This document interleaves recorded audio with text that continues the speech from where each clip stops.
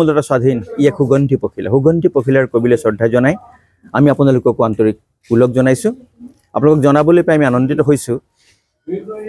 যে শিৱসাগৰত 27, 28 আৰু 29 ডিচেম্বৰত অসমৰ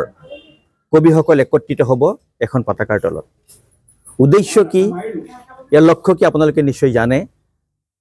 আৰু আজি সেই উদ্দেশ্যে কবি সন্মিলনৰ এগৰাকী খ্যাতনামা ব্যক্তি প্ৰেমজ গগৈদেৱে আজি আমাৰ এই অধিৱেশনটোত লাইখুটা স্থাপন কৰিছে আৰু আমি আশা ৰাখিম যে পৰমেশ্বৰৰ কৃপাত এই আমাৰ অধিৱেশনলৈ আহিব লগা যিসকল ব্যক্তি যিসকল কবি এই সকলোৰে আশীৰ্বাদত এই অনুষ্ঠিতব্য আমাৰ অনুষ্ঠানকেইটা খুব সুন্দৰভাৱে পালিত হ'ব আৰু আপোনালোকক জনাবলৈ পাই আমি আনন্দিত হৈছোঁ যে আমাৰ এই অনুষ্ঠানলৈ সুদূৰ উৰিষ্যাৰ পৰা নেপালৰ পৰা পশ্চিমবংগৰ পৰা কেইবাজনো বিশিষ্ট কবি সাহিত্যিক আমি আমন্ত্ৰণ জনাইছোঁ তেওঁলোকে আমাক ইতিমধ্যে আহিম বুলি কথা দিছে গতিকে আটাইৰে সম্পূৰ্ণ সহযোগিতা আমি কামনা কৰিছোঁ আৰু আমি আশা ৰাখিম যে শিৱসাগৰ ছোৱালী মহাবিদ্যালয়ত অনুষ্ঠিত কৰিবলৈ লোৱা সদৌ অসম কবি সন্মিলনৰ এই মূল অধিৱেশনখন সুন্দৰভাৱে ৰূপায়িত হ'ব আৰু ফলপ্ৰসূ হ'ব আৰু আপোনালোকৰ আটাইৰে সহযোগিতা কামনা কৰিলোঁ